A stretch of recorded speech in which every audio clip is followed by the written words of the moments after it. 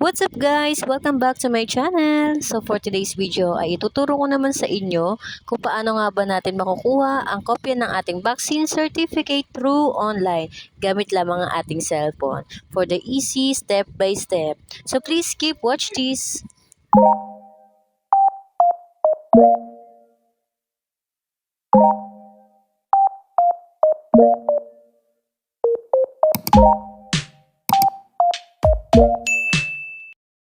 Dito sa Chrome, may i-search ang backsearch support at .gov.ph. Pagkatapos, i-click naman natin itong backsearch page.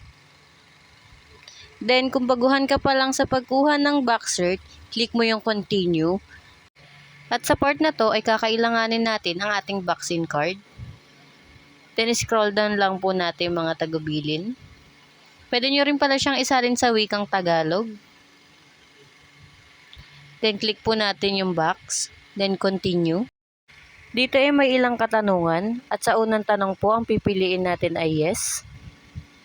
At dito naman sa pangalawa ay no. Click po natin yung next. Dito naman po ay mga personal information na natin ang ipifill up. Ang ating last name, first name, middle name. Kung may suffix naman tayo, ay kailangan din ilagay. Then, pati na rin po ang birthday. Take note lang din po, dapat tama yung information na ilalagay natin sa pipill upan natin.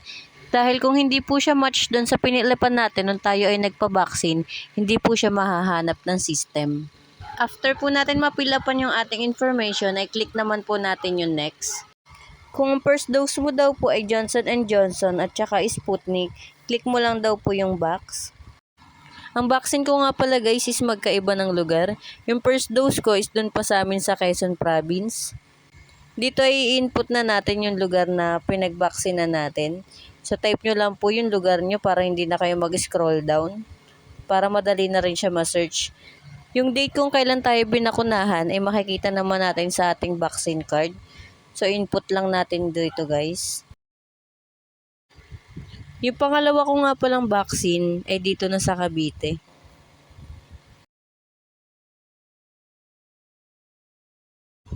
Kung may additional vaccine pa tayo ay kailangan din po natin itong i-fill up. Then after po, check po natin ang I am not a robot. Then click po natin yung next. I-review po natin kung tama yung ating pinill up bago tayo mag-continue. Once na wala namang problema ay mag-proceed na tayo.